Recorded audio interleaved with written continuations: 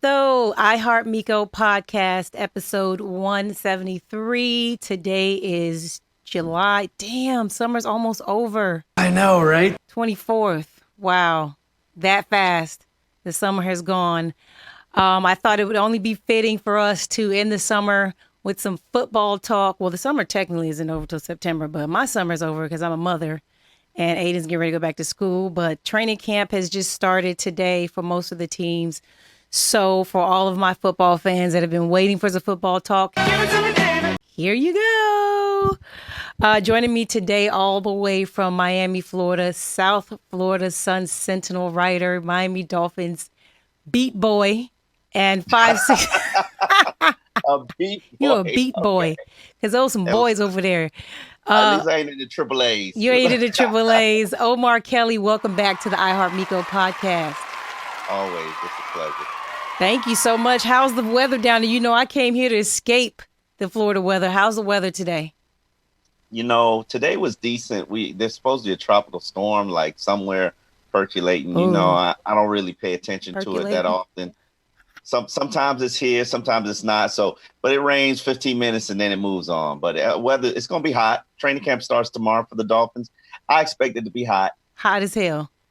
Hot as hell. Typical South Florida weather. Are you excited? Because this means you're back to work as well. Your vacation time is over. You not excited? No. I had the last fun weekend that was Kwesi hosted Kwesi's bachelor party. We did it up. I had a good time, but that was basically my goodbye to summer. Now it's straight work till January, the first week of January. Well, let's get right to it. I want the updates and the latest. The only thing that I've been seeing trending on social media is that you guys are dying still to find a cornerback to replace Brent Grimes. I mean, y'all trying out guys in the XFL that ain't played in years. Y'all out here scraping the bottom of the barrel to find a corner. What's going on down there in Miami? I mean, they're really looking for somebody to play opposite Xavier Howard. I think that their vision is to move Bobby McCain to free safety and have him pair with Rashad Jones. And I think they're going to really play a three safety system, really four safeties on the field, because Minkah Fitzpatrick is probably going to play all over from boundary to nickel to safety. So Bobby McCain is a free safety, two strong safeties in TJ McDonald and Rashad Jones, and then Minkah Fitzpatrick in a nickel. I think that's their vision for the defense. The question is who plays on the other boundary, right. But I do believe a quarter system is really what their base is going to be like. Well, do you think that they can be successful in that base? Do you think their defensive coordinator can get them all on the same page and actually function with that defensive lineup? Well, if you really think about it, New England Patriots use sort of a dime system as their base with Patrick Chung sort of roving around like Minkah Fitzpatrick, doing various roles. The question is, do they have the personnel, and can TJ and Rashad work well together, which is something that they haven't done for the last 2 years. They've got very comparable skill sets, but I think if you can have somebody serve as the center fielder, last line of defense, and then put them closer to the box as pseudo linebackers, it would sort of alleviate the pressure because both of them are physical playmakers who can cover a little bit better than linebackers, and they still bring the same kind of pop that linebackers do. So this is kind of sort of out the box thinking. Then you've got Bobby McCain, who's shown you that he can be physical. He's played in the nickel. If you played in the nickel, you got to be physical. Yeah. So he's a short tackler. He's got speed. He doesn't necessarily have size, but I don't think that's really going to be an issue for the role that they have, which is basically just don't let anybody get behind you. Let me not. That's been a tough. That's been a tough thing for the Dolphins defense in a nickel system, a dime, any system they've had. They have always struggled at cornerback. I agree. Since I've been there, the last 6 years. They've always struggled at cornerback. We ain't even quarterback. We can roll over the quarterback if you want to now. Yeah. So listen. They got struggles a lot of places. It really does start with quarterback. It really does start with putting up 27 points, which is something that they just cannot do. No. If you cannot put up 27 points in today's NFL, you're going to struggle and you're eventually going to hemorrhage to death on defense. Correct. And that's where the problem came in because these other teams were putting up points on us and we weren't able to keep up. Yeah, no, not only that, but teams, my biggest issue is not necessarily the secondary. They got no pass rushers. You get rid of Which Cam also Wake. puts more pressure on the secondary. That is correct. So, Yeah. I mean, it's going to be interesting to see what happens. But I'm not naive enough to think that they're actually trying to be good. Even I though that's think what they're saying in the media, they're trying to win every game. This isn't a tank year. I mean, they're letting who said that? The Dolphins? Yes, your head coach said that. They're trying to win every game. This is not a tank year. Oh, sure. Okay. Yeah. If I look at your roster says completely different. Well, I mean, they have no depth. None. Zero. They got depth at two positions. They got depth at safety, and they got a little bit of depth at wide receiver. That's it. They don't have any depth at any other. Now, you got two quarterbacks. Fitzpatrick, I actually thought he played pretty well in the OTAs. And then you got Josh Rosen, who was the worst quarterback in the NFL last season. So, how are you going to win and tell people you got depth? You don't have no depth. They don't have it. They can't withstand. In the NFL, you're going to suffer at least five key injuries. You just take five people off the roster. You choose who the five people are, and it's already bleeding. It's tragically bad. It's already bleeding. So, do you think there's any truth to the joking rumor that the Dolphins will go 0-18 next season? The Dolphins suck. They're not going 0-18. 0-18. We ain't playing no 18 games. 0-16. I'm gonna get there. Okay, yeah, right. I'm jumping the gun. They're not going to be winless. That, like, Fitzpatrick alone, in my mind, can get you 3-4 wins if he's starting all 16 games. They're not going to be winless. The problem is once they start to take on some injuries, it's going to be a wrap. And we all know, unless they become the healthiest team in the NFL, the injuries are going to come, and that's really when they're going to start to struggle. Speaking of struggling with injuries, the NFL has thrown this thing out there called 18 games. I have my opinions on it. I think it's catfish.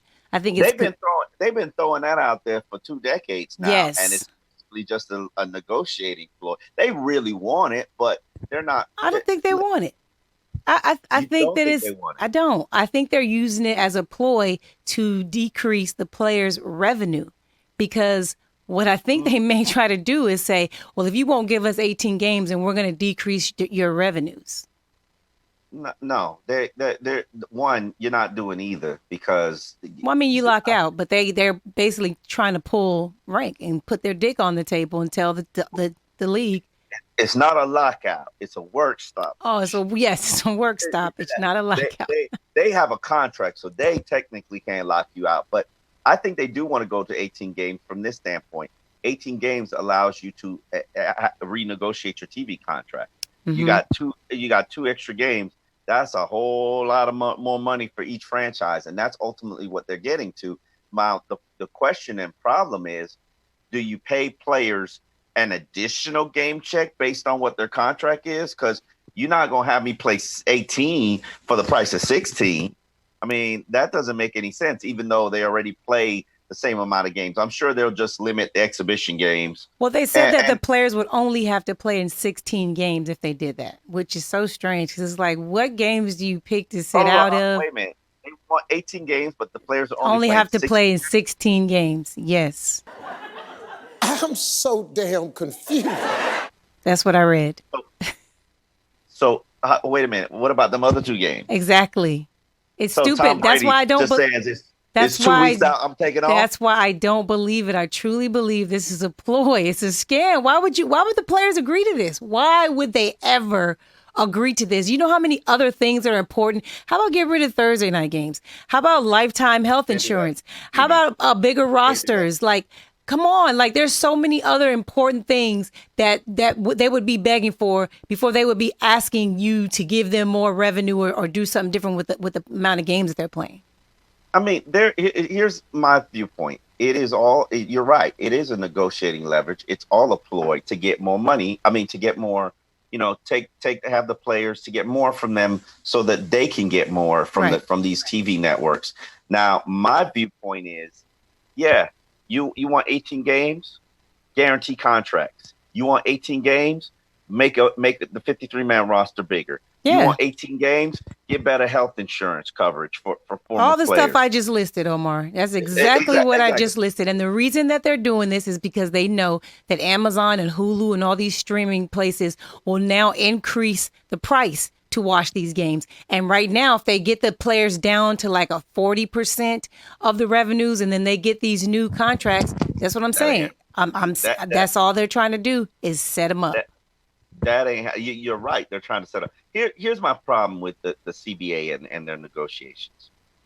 And I've said this for over a decade now. You have 32 of the world's biggest, brightest, most powerful businessmen in the world in all facets of their fields. Mm-hmm. And not just them, but the team of advisors that each of them has. Like 10, each of them has like 10 brilliant advisors surrounding them in the different facets of their industries and their worlds and their CEOs. How do you think you're going to outsmart 32 billionaires and their 10 advisors with your slapdick CBA team of lawyers, NFLPA team of lawyers, and your board of 10 important players, one of which is a quarterback? And this is the problem that the players have always had. By the time players, and I realize this, by the time players figure out that the NFL is not a sport, it's a business, they're in the middle of trying to get a second contract in their fourth year, if they made it to their fourth year. And really, they just trying to get paid. So talking about a work stoppage ain't really benefiting them. And then the younger guys, the guys with 3 or less years of experience, they just trying to get to the point where they can get paid. You trying to mess up their money. So, and then by that time, so all that's left by the time you get to 4 years is like 40% of the league. And then after that, let's flip it to the other side. You got 20% of them who actually got money. And then you got another about 40% of people who just trying to hang on, who just trying to get to that minimum so that they can get to that pension. Like it is a brilliant scam hustle setup that the NFL has. That's how great it is here. It's very perfect. It's actually great. And there were other professional sports industries that had the same type of brilliance until the players decided to put their dick on the table, like I said, and say, nah.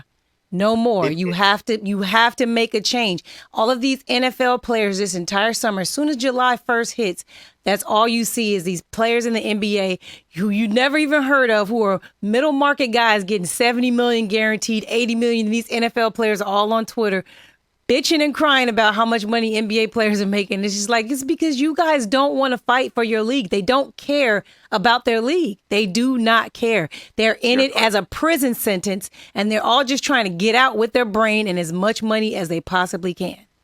Okay, you're right. You're 1,000% right. If I'm the NFLPA, you know what I would be doing? I would be teaming up with Vince McMahon right now. And if I'm the NFLPA, and becoming a partner in his league, the XFL, so that, the NFL, you want to play hardball with us? We just go take our talents to the next league. We start up another league that doesn't include you, and we got the sponsorship of the networks and Vince McMahon. That's how you play hardball with them. You take away the ball. But they're in their mind, the league and the owners, they want it to be about the shield. Like Jalen Ramsey. You saw his Brinks truck? Yes. I know you did because you pay attention to all the cornerback. So we saw Jalen Ramsey pull up in the Brinks truck. Think about it this way. He's marketing himself. He's marketing Adidas because they had the Pure Boost all up on the Brinks truck. Okay, that's Jalen Ramsey marketing Jalen Ramsey. Does the NFL like that? No. My answer would be no. But in the NBA, they market, they play. You see players walking up to the game. You see players players that having sponsorship on clothing. They can do whatever they want, and because it's they market themselves. The NFL don't want you to market yourself. They don't want you to see the head, the figures. They just want you to see a number and the helmet and think that's our brand. Players need to start thinking individually. Yeah. Players need to start working together collectively. That's the problem, because they don't see themselves as the brand. They like NFL, that's a brand. Jalen Ramsey, that is a brand. You see what I mean? Brent Grimes, that's a brand. And that's what these players need to understand. Everybody got so upset with me for wrestling with the Dolphins owner, but it was really Brent Grimes' brand wrestling with the Miami Dolphins. But all they saw was a wife. I'm willing to do whatever needs to be done for that brand. Just like the NFL owners are willing to do whatever they need to do for their brand. The minute these players figure out that you have to actually be thinking for yourself. They're so thankful and so happy for this opportunity that these teams have given them. No, you worked your ass off. That is your company. That is your business. You built that. Yep. That is yours. They didn't give you shit. They gave you nothing. 53 brands. Yes. You're 53 brands on one team. That's why all these teams, and they sit up here and talk about all this team bullshit. I've been covering the NFL long enough to know that this team shit is a farce. Stop the pressures! It's fiction. Yeah. And the minute you step out of line and you don't do what's in the team's best interest because it's in your best interest, like rushing players back. I give you a perfect example. Everybody's all upset. Cordrea Tankersley, he's not going to be coming back. He's not going to be practicing in training camp. That motherfucker tore his ACL in fucking November. Do you really want to rush a motherfucker on the field in 8 months to play football? So that you can cut him so you don't have to give him a severance package. Speaking again, Allen Hurns was released by the Cowboys on Monday. Days before training camp, they asked him to take a pay cut. Why do you think they waited so late to do that? To control his leverage. I mean, who's looking for a receiver at this point in the season? And has the money. Yeah. I mean, teams got money. They just don't want to spend it. They want to see what's out there. Well, they need a wide receiver to tear an ACL in week 3 of training camp before they go out there and sign Allen Hurns. And it'll happen. But it's just gangster. It's disrespectful. I think that if you do something like that, there should be some punishment from the league. Like if you cut a veteran player who's got 6 years of vested experience in the league the week before training camp begins, the month before training camp begins. Once you finish your offseason program and minicamp, if you cut a player from that day to like the first exhibition game, you should have to be responsible for paying that player 25% of his salary. But that's the way the CBA is designed. It's designed for the owners to flourish. To fuck you. And people are constantly saying like, oh, well, trying to blame players. I was at the Big 3 this weekend and I was talking to Kenyon Martin and he was saying that he didn't like how Westbrook and Paul George just up and left Oklahoma, left the fans stranded, all these people that spent their hard-earned money. And I had to cut him off in the press conference. I was like, excuse me, do you have that same energy when the owners cut a player and their family is like, damn, so we just cut off? So we got to go find another source of income. I don't think people want to see it on both sides ever. It's always on the billionaire side. Why are the fans constantly on the side of the billionaire? That's like agreeing with your boss at your job. Everything decision your boss makes at your job. And you're like, well, yeah, it's for the benefit of the company, Todd, your homeboy who got fired because they're laying off. Yeah. Like the fans don't ever, for some reason, be able to see it from the player's point of view. And I think it's because of jealousy, just mad and thinking that they shouldn't be making this much money anyways as an athlete. I disagree with you. I think it's because they don't know the people. They know the numbers. They know the shield. They know, this is the player that's played for my franchise. And when he moves on, he'll go play for another franchise. There's no commitment to him. I know the people as people, and I know that they got struggles, they got issues, they got problems. They know that everybody has those same struggles, issues, and problems. They don't see them. And that's the problem. They don't see them because they're struggling to identify that they have the same issues at their job that these NFL players have at their job. It's just a different tax bracket, period. Sometimes they bosses don't know what the fuck they doing, and the players know it, and they can't sit here like you be at your job and your boss don't know what the fuck you doing. You sitting there talking to your other coworkers. This motherfucker right here, he don't know what the fuck he doing. Same thing as NFL owners. The exact same thing in NFL. And like last year, oh my God, they just went ham on Matt Burton because like this motherfucker's horrible at his job. They just basically quit on him. So Gordon, from the Chargers, Mr. Gordon has decided not to show up to training camp. This is one of the ways that players can kind of stick it to their front office, to their owners. But is he under contract? He is under contract. So I guess he planning to play for free, huh? Um, yeah, his situation is very different because he is under contract. So If you under contract, they got you by the balls. You either go play or you sit out a year and you start this clock all over again. This is like Le'Veon Bell. The only reason he got a power play was because he he was was not under contract. Correct. If they got you under contract, I think the fine is like $12,000 a day. Yeah. By the time you get to the regular season, nigga, you playing for free. Yeah. Do you think he's going to hold out the rest of the season? How long No. do you think his holdout lasts? His holdout lasts till week 3 of the exhibition season. Week 3? And he's Week back? 3. So what's the And then purpose then? What's the purpose for all this drama, all this noise, if he's not like willing to really sit it all the way out? I mean, but if you sit it out, they stop your clock.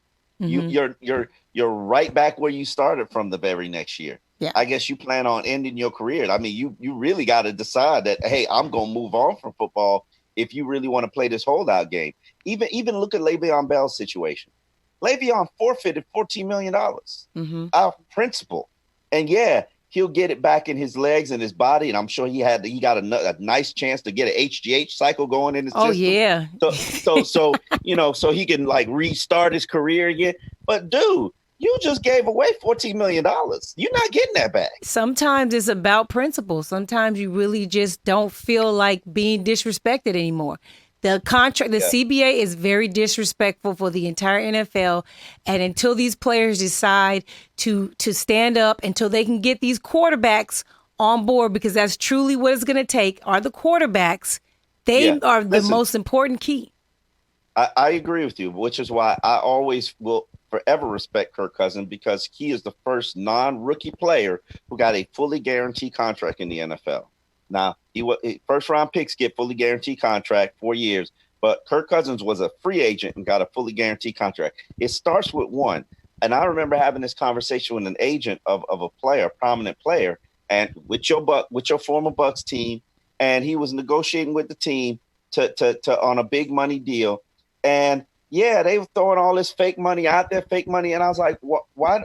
But then he'd sit here and say, well, this is what the real money is. I said, why don't you just negotiate a contract for the real money and not include all this fake money and just actually be the first agent who gets your client a real money contract so that the domino could start? And his answer was, well, then my peers are going to make fun of me and they're going to use that against me and recruit. Losers. I'm like, bunch of losers. A bunch of losers. All they're doing is arguing, hey, I got so-and-so this much money. But in actuality, that was all fake money. But that's what everybody's catfish. Everybody's playing games and lying. That's why whenever I see a contract negotiated, I always say, what's the guarantee? What's the real money? Well, the rest of it is catfish, and I don't have time to hear any every of it. contract and see exactly what it is in terms of real money if you really know what you're looking at. Yes, indeed. Well, Omar, I got to get out of here. I appreciate you joining me. Looking forward to the show. I'll be back very soon, and we're going to link up in person. You coming to my live show, right? I'm absolutely coming to your live show. I always Turn up. All right. Be easy. All right. All right. Peace. Up next from ESPN's 97.5 The Hits in Houston, Jayson Braddock is joining the iHeartMiko podcast. What's up, Jayson? How are you?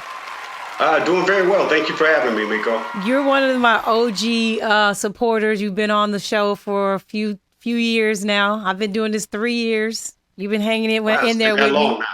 Now. We're like family now, right? Oh, absolutely. I just got to make it down there to y'all's part sometime to catch up with you. Yes. Last time I talked to you, I think Brent was preparing for an NBA adventure, right? Yeah, he is attempting to play in the Big Three, but if we found out that he has to play like in Canada or go overseas and have some professional basketball attachment before he can actually play in that league. So you can't just be a pro; you have to be a pro basketball player. So I don't think he wants to venture off over to Canada or over to Europe, for a little time just to play in the Big Three. I don't know if it's worth it to him or not, but we'll see. Not put the Big Three, not yet. It'd be fun to see him out there, but I think that's asking a little bit too much. Might be for him, but he loves basketball. Let me tell you, he would play for free, for absolutely nothing. He would play.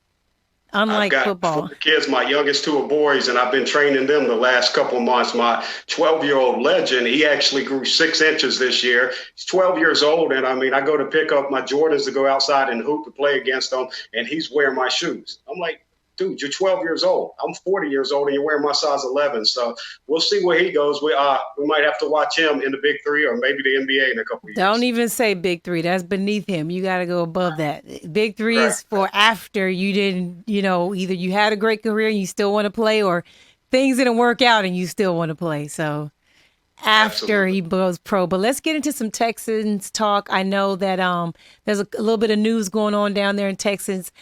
First of all, let me start with some positive news. I just heard that Texans franchise is ranked number 22 as the most valuable sports franchise list by Forbes, worth $2.8 billion. Yeah, How? it's insane to hear. How? It's all those championships they won that Right. really drove up the value, right? I guess everything's bigger in Texas, including your net worth as a franchise. I mean, I really can't speak to it. I mean, even if you look at the current franchise with Bill O'Brien going into a sixth year, he's got about the same playoff success as Dom Capers and Gary Kubiak before him. I believe his record's 1-3 in the playoffs now. So I guess Texas really loves football because the seats are always sold out. Man, that's a good thing, though. That is actually a good thing. 100%. And I try to tell that to fans all the time when they always try to say something about owners taking a loss for losing games. I'm like, every single game is a win for owners. There's no such thing as a loss. They're not taking a loss. I don't care what the reports say when they come out. Oh, we barely turned a profit. Come on. Lies. Tell that lie 100% somewhere lies. else. What isn't a lie is that you have J.J. Watt and DeAndre Hopkins on your PUP list and Jadeveon Clowney apparently possibly holding out. What's the latest news? Give me the tea on the Texans right before we go into training camp. Yeah, I mean, you talked about J.J. Watt, DeAndre Hopkins showing up on that active NFI list. So the thing with that, and also Justin Reed was added to that. A star safety, obviously the younger brother of Eric Reed. But with those guys, I don't think they spend an extended amount of time. The key being that active hyphen, before the NFI list, because they could come off at any time. And I would expect all of them to come off rather quickly on that list. So I don't think there's anything for Texas fans to hold their breath on this. It's going to be an important season, and I'm sure we'll get into all of that with all the news that's come out. The last couple of months was supposed to be a dead period in the NFL, but the last couple of months, the Texans have been right there week over week, staying in the news, whether it's for positive or negative reasons. Now, speaking on the Jadeveon Clowney aspect of it all, he wasn't happy, played out, how many number one picks overall play out not only their first 4 years of contract, but play out the fifth year option. Hardly ever. Franchised. Hardly. I understand it from a business standpoint, Miko, but as a player, it grows. Some frustrations obviously going to come with that. So he's going to hold out. Then you add on to that the franchise tag with the Texans moving their players around so much, the versatility that Jadeveon Clowney has, that they franchise them at a lower position as a linebacker instead of a defensive end. So they have some of that to sort out as well. That's rude. That is so rude. Could you imagine? Could you imagine everything that he's done? You guys finally have a franchise quarterback. Would you agree that you have a franchise quarterback? 100%. I think Deshaun Watson, a little bit of that gets lost in the news with Patrick Mahomes, who was taking 2 picks ahead of him when the Chiefs traded up. With him throwing for 50 touchdowns and 1 million passing yards last year, with him getting the MVP in his second year, I think Deshaun Watson goes a little bit under the radar, which is something he's not familiar with after leading Clemson to their first national championship since 1981. And obviously Trevor Lawrence follows him. After Trevor Lawrence broke all of his Georgia high school passing records, he goes on to Clemson as a freshman and wins a national championship, both times over Alabama. So, Deshaun Watson, he's the franchise. He's the future of it. And he seems from all measures to be a great young man. So it appears that, the Texans are trending up. They're doing a lot of positive things. What is the problem with signing your number one guy, your best player on your D-line? What's the problem? Well, I'm not going to get a lot of fans with this, but from the business and football sense of it, I don't have an issue with the Texans franchising them. I don't think Jadeveon Clowney is the top pass rusher. And the key being pass rusher in there. I think he's one of the most unique, powerful, explosive, fast, freak of an athlete. But we've seen that in guys even here with this franchise and Mario Williams, and I don't think he has that want to be great. Now, this offseason, it makes me pause when I say that, when you see the likes of the people that he's working out with, building his craft away from the franchise, and he seems to be in great shape from the videos that's been posted, and everybody's speaking highly of him. But across the board, Jadeveon Clowney is one of the most dominant run stuffers, but I don't think he's an elite pass rusher. I put out a tweet the other day that broke down the top pass rushers drafted in every draft from 2014 to 2018. This included Joey Bosa, and I also threw Khalil Mack in there being the 5th pick in that draft after Clowney went number 1 overall. You had Joey Bosa, Myles Garrett, who Myles Garrett was compared to Jadeveon Clowney coming out. That was supposed to be him, and I think Myles Garrett is who you gauge Jadeveon Clowney by, and by every measurable other than tackles for loss, which could be a dominant run stuff instead. It meshes with the film, and you don't pay a dominant run stuffer top 5 pass rush money. When you look at the deal Khalil Mack got, I want to say like 24 million APY average per year, and the guaranteed money he got was silly. My issue with the Texans was that with all the hubbub surrounding them, that you should have traded him before July 15th so you could get max return on value on him. And what I mean by that is if you try to trade him right now, you're going to have to take players back in a return, because that team has no insurance that they'll be able to give him a long-term contract. Afterwards. July 15th. The Texans can't reach a long-term contract. He's going to have to play under that franchise tag. So I think you're tied to him, disgruntled or not, throughout 2019. So if that's the case, and he's holding out from camp, you take more of an injury risk, something that was a concern with him with the microfracture surgery coming out his first 2 years in the league. Well. Drama. Absolutely. That's all that's surrounding here. I mean, you look at the GM position after they fired Brian Gaine on June 7th. Anytime you make a move like that, you expect it to be a move that, all right, we've got our guy in waiting. And the thought was that it's going to be Nick Cassera from the New England Patriots, which I 100% agree that if you can get him, you go out and get him. The issue is they couldn't get him. So why fire your GM? The talk was that Jack Easterby, who came in, who was a chaplain by trade, a character guy in New England, and comes down here.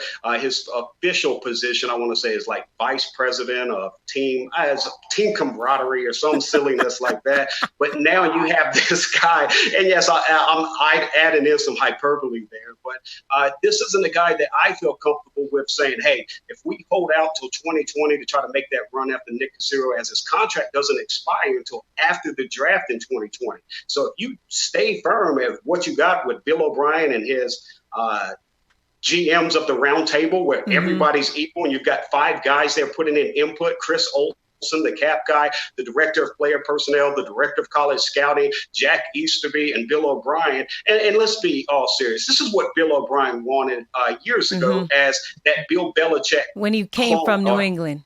At 100%, where he is the de facto GM. And they can say that it's 5 guys sitting around the round table. And we know the truth. Going in the round table again, just to be a little silly. But it's Bill O'Brien. Bill O'Brien's GM. He's the head coach, and he has no issue with that. And he's at a place in 2019 that if they succeed, then they might not add a GM. But if he falls flat on his face and they decide to keep Bill O'Brien on for 2020 and ahead, which I expect that they would, I think they make a push for Nick Cassera from the New England Patriots continued, and we saw them skate around the Rooney Rule and how it reflects with general managers when they went after and interviewed Ray Farmer and Martin Mayhew. Come on. And then all of a sudden when they couldn't get Nick Cassera, like, we're going to stay with what we have. Like, I'm surprised there wasn't a bigger deal made about that. Like, you just literally it flew under the radar. Of the Rooney Rule. It flew under the radar. It literally 100% flew under. Because it was such a train wreck. And I think there was, at that time, probably some other drama going on. 100%. Because you had the racism or whatever they said happened with Brian Gaine that came in. Everything I've heard, doesn't seem to be too much to that. Seems like a disgruntled employee that happened to have been doing some wrong things from what the Texans organization. So there were so many other things. I think the Rooney Rule aspect of all went under the radar. And then the Jets at the same time were in the same boat as the Texans. The biggest difference with the Jets, they went out and got a great GM and Joe Douglas from the Eagles, so that all went away. The Texans are sitting here like, hey, if we don't trade the New England Patriots a draft pick to get Nick Cassero for 2019 or before the 2020 draft, we got to wait till his contract runs out. And if you're doing that, he doesn't put his fingerprints on this franchise for 2019 or the 2020 season, and then you have to worry about a lockout possibly in 2021. Yes. Speaking of the lockout, I spoke with Omar Kelly earlier, and we kind of broke down the whole interest in the 18-game season. But I wanted to talk to you about the NFLPA putting out the work stoppage thing. It drove me crazy, and I had to laugh at the same time because I'm thinking to myself, you're actually sending out tips on how to survive to professionals. Like, what are we doing? You have to believe that they knew it was going to leak out, right? Yeah. So I don't know if that was a ploy, but if we go back to 2017, DeMaurice Smith said that, and I know things can change with time, but going off of his words in 2017, he said he'd almost be, it's almost accepted, and I'm paraphrasing here, that they expect a work stoppage when the CBA talks come up. So why is it called a work stoppage now? Why isn't it called a lockout? Oh, man, we live in this day and age where you've got to twist every word. You go buy a used car, it's going to be a pre-owned car, right? So you got to try to control the message and make everything sound better. I think here's an interesting aspect. I don't know if anybody's talked about it too much, but Vince McMahon from the WWE rolled out the XFL years ago, had slight success. I don't know if that's the right word. And now they're coming back. Miko, these are businessmen, billion-dollar businessmen. I don't think it's a coincidence that he said, hey, we're going to have our first season in 2020, the same year that you can put out and market your brand and show that you're a legit brand for one season as the NFL goes into their last year under the old CBA. So what happens if 2021 that they're locked out? Those NFL players got to go somewhere to play. I think it's a genius business ploy by Vince McMahon in the XFL. Genius. He's always working. Like, no matter what's going on, McMahon is winning. That boy is good. He's 10 steps ahead of everybody, it seems like. He's got the entire plan. I just hope that the players wake up and realize that they have to start thinking for themselves, just like McMahon. Yeah. Absolutely. I couldn't agree more. I think these emails that's coming out, I think they have to understand that you have other men that's never played a down of football that's controlling your future. And whatever, if I'm an NFL player, young or old, a vet trying to get that ring before I retired, I'm not letting you, with your lawyer background, control my future and my legacy and my money. They have to somehow eventually wake up and realize, like, you guys are the bag. You have to secure yourself. You have to 100%. Wake up and realize you have to get it yourself. And I hope that they take notes from the NBA and these other leagues. That's what I was about to say. Yeah. Absolutely. I think some of them are wising up to that as they look at these NBA contracts. Kawhi Leonard making his way to the Clippers with Paul George, the Lakers building their team. I mean, everything that's going on in the NBA, NFL players are sitting back in the offseason saying, hey, maybe I should have put a basketball in my hand instead of taking these hits to the head. Yes. Speaking of taking hits to the heads, two guys that hit people a lot, Khalil Mack and Von Miller. I wanted to get your opinion and comparison on them. A lot of NFL analysts were, back and forth about who's the better player. And in your opinion, if you were the Texans GM, let's just say for shits and giggles, you're the Texans GM, you have an opportunity to pick up Khalil Mack or Von Miller in his prime. Which one of them would you pick up?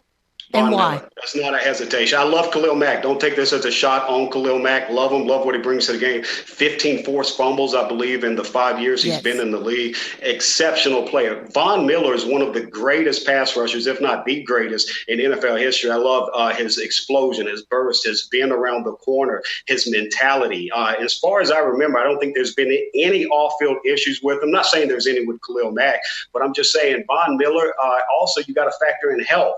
Both of these guys have been rather healthy. Von Miller hasn't missed a start in his last 5 seasons. He only missed one game his rookie season, played all the games his second year. The only year was his third year where he played in 9 games.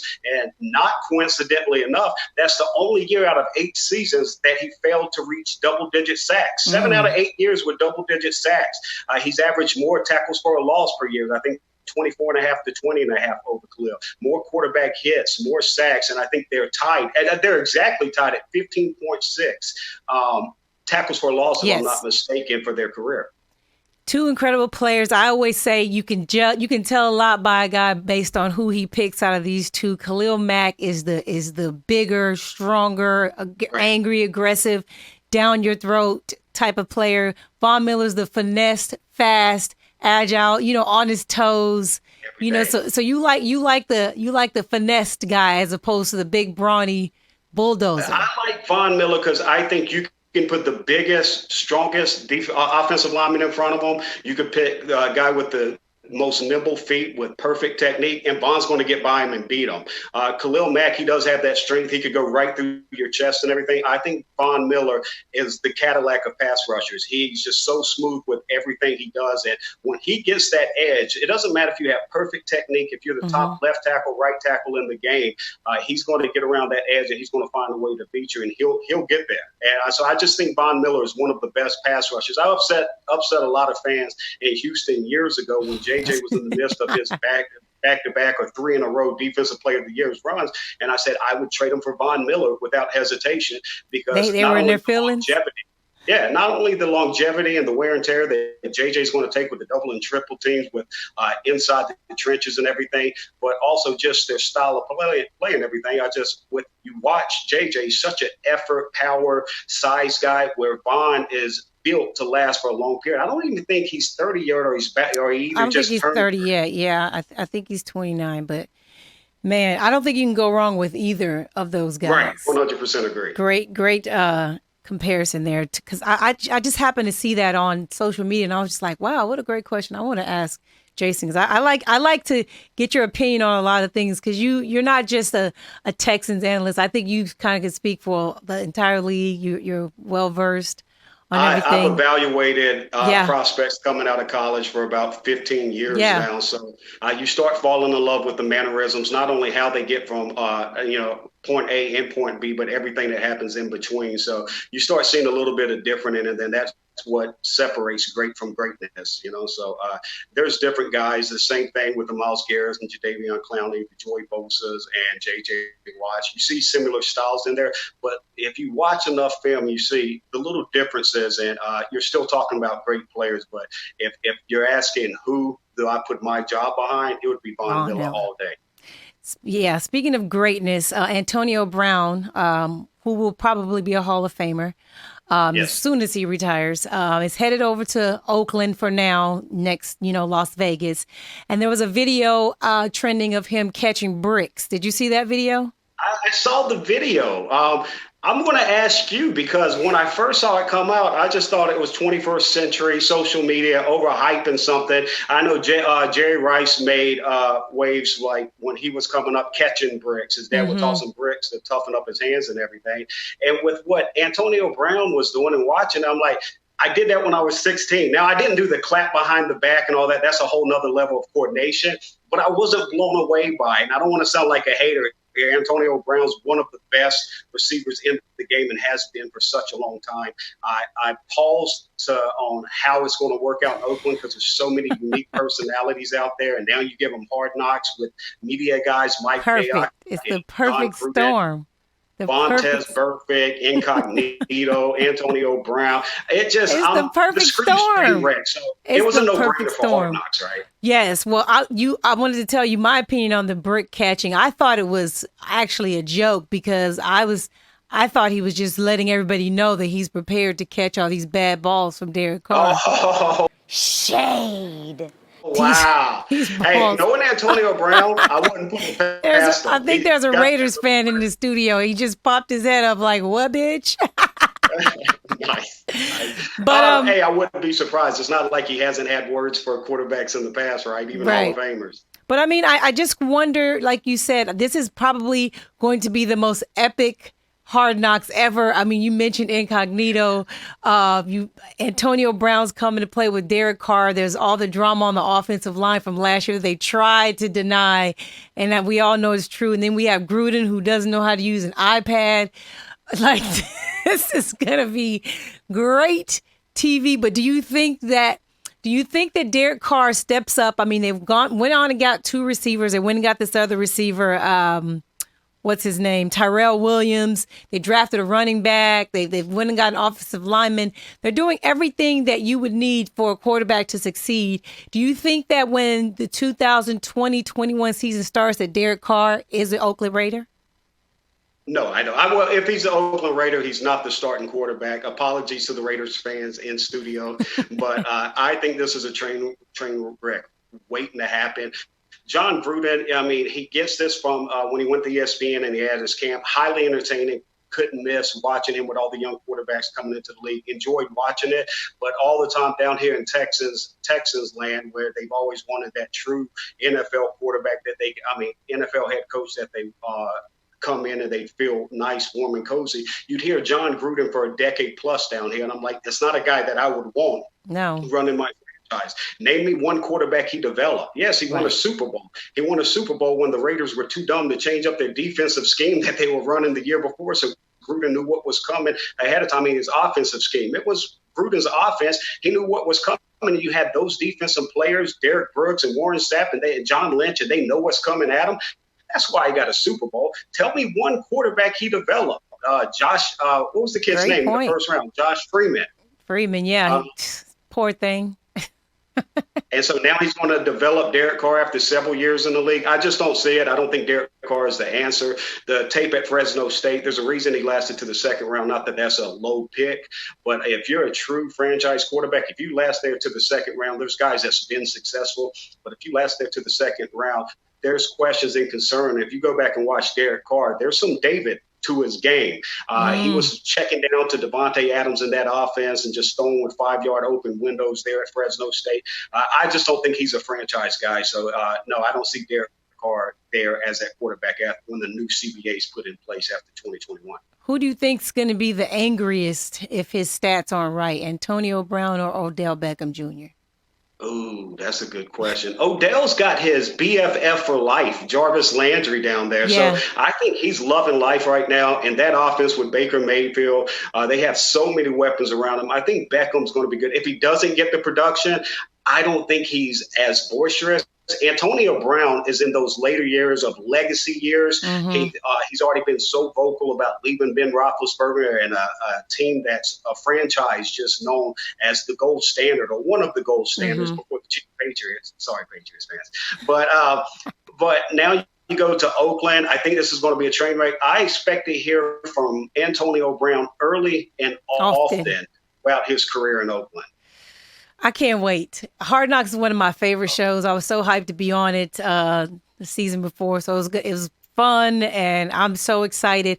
What I'm not excited about is the way the NFL is just being so inconsistent with their domestic abuse situation. We have Tyreek Hill, who was on record saying that he assaulted his 3-year-old son, telling the girlfriend she would be next, calling her a bitch. And then we have Jarron Reed, who we have no evidence of anything. We just have a woman saying he allegedly did something to her 2 years ago.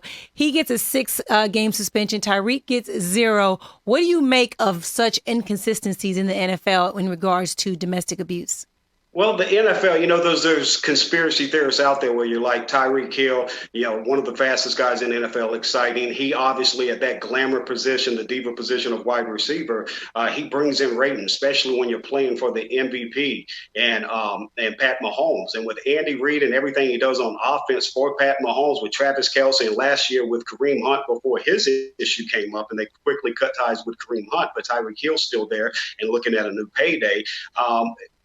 You can definitely question the motives of the NFL. They've put every fan and media on alert that, we're going to protect our best interests, going back to the concussions and so many other numerous things like Greg Hardy going to the Cowboys when he came back in. I mean, you'll still get a second chance if you can play the game of football.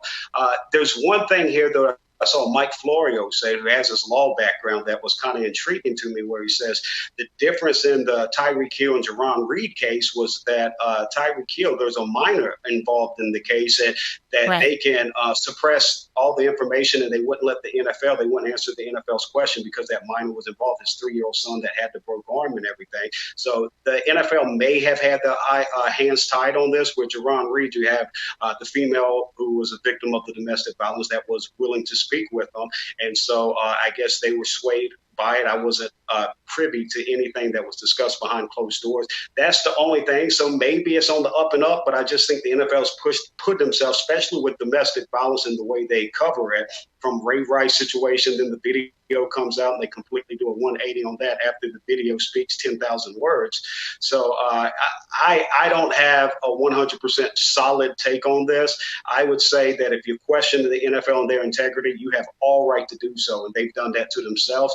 But there was also part of that audio that wasn't sent out until recently, where Tyreek Hill said that not only was his fiance lying about this instance, she was lying about the 2014 arrest that basically made his draft stock fall to where he was available in the 4th round.